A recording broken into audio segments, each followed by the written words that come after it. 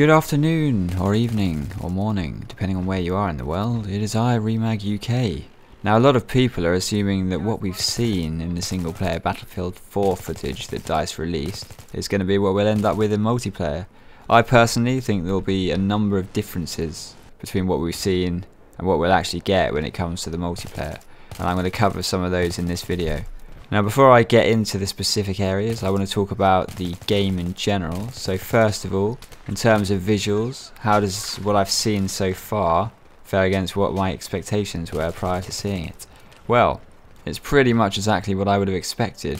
You can see a massive improvement in the facial design of the characters and the way they interact with each other. You can also see a clear improvement in texture quality, which will hopefully be quite well optimized so we can enjoy the visuals in multiplayer too. The destruction looks very similar to Battlefield 3, with the same breakpoints in the structures and slightly improved particle effects as well as explosions. Next, I wanted to discuss the additions put into Battlefield 3 that were quite new to this game series and also quite controversial.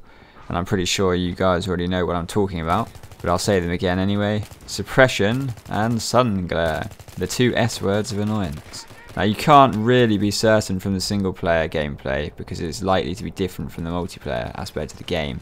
So anyone trying to make assumptions based on what they've seen in the single player mission is a bit of a muppet, really. The only thing that might be the same as in the single player is sun glare. And to be honest, it looked just as bad as it did before, just without the sunspots you'd normally see on a camera lens. So at least DICE realised we don't have cameras for eyes these days. Lol. As for suppression, you can't tell from the Battlefield 4 footage whether this will be in the multiplayer. You'd hardly ever see suppression in the Battlefield 3 single player as well. So based on that, I think there's still a strong possibility that suppression will exist in Battlefield 4 multiplayer. However, I think the mechanics will be massively improved. Currently, suppression works by suppressing the person when he is missed by bullets. So if a person is actually hit by the bullets, he will not be suppressed.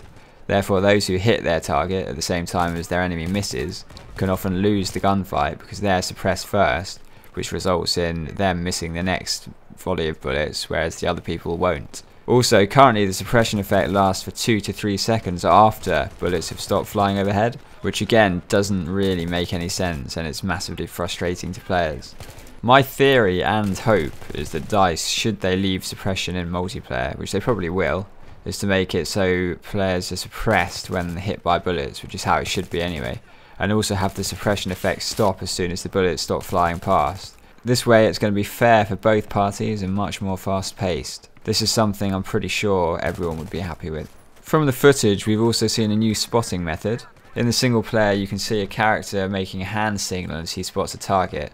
Now, I'm not convinced again that this is going to be in the multiplayer. Now, the reason I think this is because you can see the player spots his targets en masse. So you can see about 8 or 9 targets spread across 30 or 40 meters get lit up by the spot markers. Now, I very much doubt you'll be able to mass spot like that in the multiplayer. It'll likely be single target spotting and therefore instant like it is currently. I think the hand gesture would slow down the gameplay when it doesn't need to be slowed down. So again, I don't think you'll see that in the multiplayer either.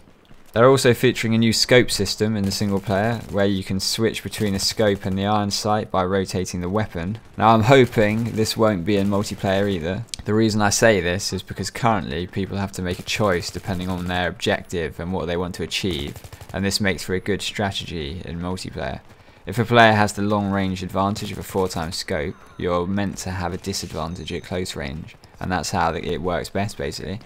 Giving the option to iron sight at close range even when you've made the decision to use a 4x scope defeats the point of the sight selection completely. This again is why I don't think that will be in the multiplayer. Everyone seems to be doing some serious analysis of what they've seen in the single player gameplay footage so far, talking as if it's definitely going to be what we're going to get in the multiplayer. But the fact is, it's always going to be different from multiplayer, and the reason being is balance. Balance is needed in multiplayer and not in single player. That's the end of it really. So that's about it for now. Remember, these are my opinions and everyone is entitled to their own opinions. I encourage all of you to discuss this in the comments below, and please share the video if you agree with the things I've said. Cheers for watching. Remag UK out.